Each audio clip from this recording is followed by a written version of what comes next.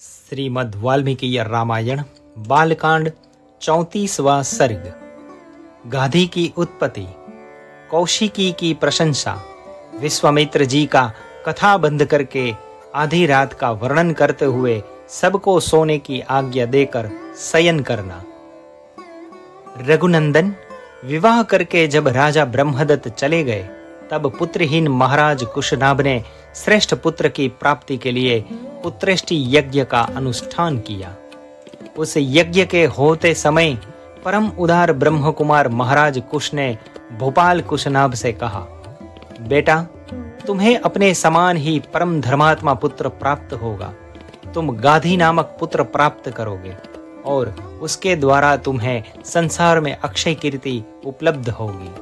श्री राम पृथ्वीपति कुशनाभ से ऐसा कहकर राजर्षि कुश आकाश में प्रविष्ट हो सनातन ब्रह्मलोक को चले गए।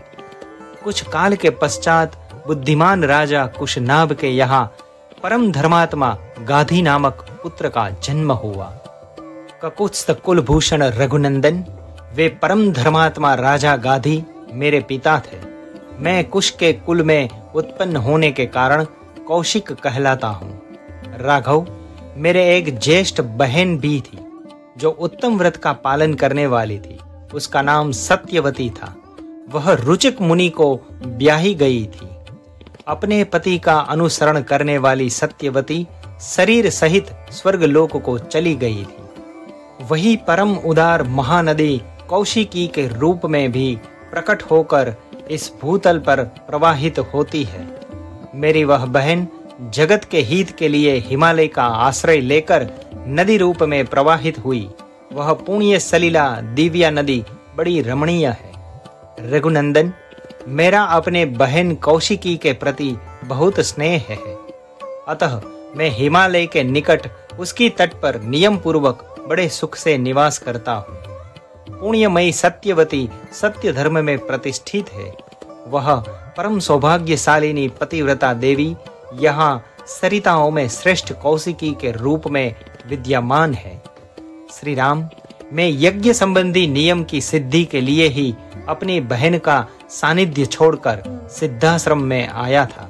अब तुम्हारे तेज से मुझे वह सिद्धि प्राप्त हो गई है। महाबाहु श्री राम, तुमने मुझसे जो पूछा था उनके उत्तर में मैंने तुम्हें सोनभद्र तटवर्ती देश का परिचय देते हुए अपनी यह तथा अपने कुल की उत्पत्ति बताई है। काकुत्स्थ, मेरे कथा कहते कहते आधी रात बीत गई। अब थोड़ी देर नींद ले लो, तुम्हारा कल्याण हो। मैं चाहता हूं कि अधिक जागरण के कारण हमारी यात्रा में विघ्न न पड़े। सारे वृक्ष निष्कंपन जान पड़ते थे। इनका एक पत्ता भी नहीं हिलता था। पशु पक्षी अपने अपने वानस्थान में छिपकर बसेरे लेते थे। रघुनंदन, रात्रि के अंधकार से संपूर्ण दिशाएं व्याप्त हो रही है। धीरे धीरे संध्या दूर चली गई। नक्षत्रों का ताराओं से भरा हुआ आकाश सहस्त्रों ज्योतिर्मय नेत्र से व्याप्त सा होकर प्रकाशित हो रहा है। संपूर्ण लोक का अंधकार दूर करने वाले सित रश्मि चंद्रमा अपनी प्रभा से जगत के प्राणियों के मन को आह्लादक प्रदान करते हुए उदित हो रहे हैं। रात में विचरने वाले समस्त प्राणी, यक्ष राक्षसों के समुदाय तथा भयंकर पिशाच इधर उधर विचर रहे हैं। ऐसा कहकर महातेजस्वी महामुनि विश्वामित्र चुप हो गए। उस समय सभी मुनियों ने साधुवाद देकर विश्वामित्र जी की भूरी भूरी प्रशंसा की। कुश पुत्रों का यह वंश सदा ही महान धर्मपरायण रहा है। कुशवंशी महात्मा श्रेष्ठ मानव ब्रह्मा जी के समान तेजस्वी हुए हैं।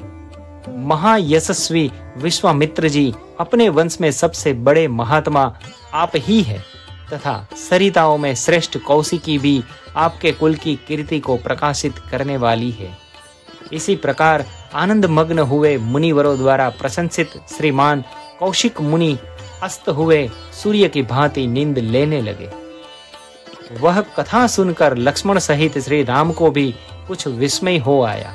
वे भी मुनिश्रेष्ठ विश्वामित्र की सराहना करके नींद लेने लगे। इसी प्रकार श्री वाल्मीकि निर्मित आर्ष रामायण आदि काव्य के बालकांड में 34वां सर्ग पूरा हुआ।